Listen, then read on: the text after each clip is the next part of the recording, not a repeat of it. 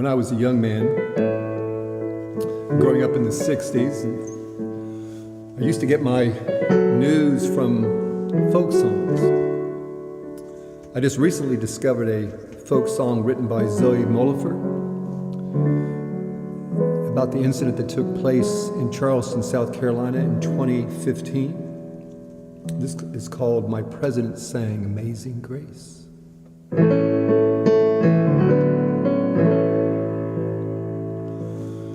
A young man came to a house of prayer. They did not ask what brought him there.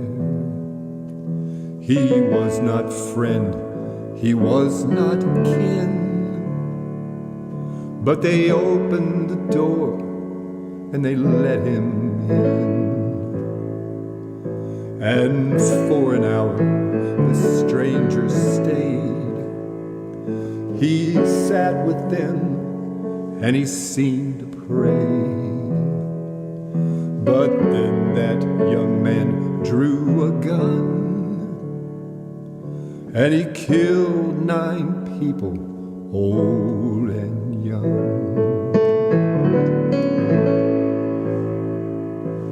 In Charleston, in the month of June, the mourners gathered in the room. The president came to speak some words, and the cameras rolled and the nation heard. But no words could say what must be said for all the living and the dead. So on that day and in that place, the president sang Amazing Grace. The president sang Amazing Grace.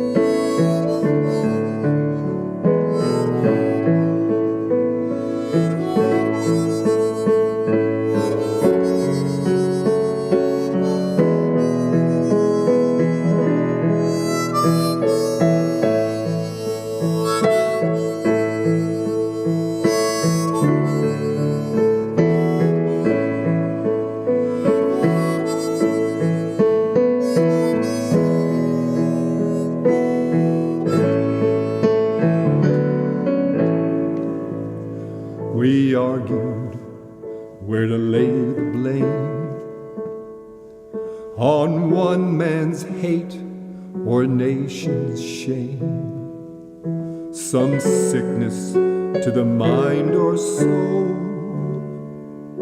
and how the wounds might be made whole. But no words could say what must be said for all the living and the dead. So on that day and in that place, the president sang Amazing Grace. My president sang Amazing Grace.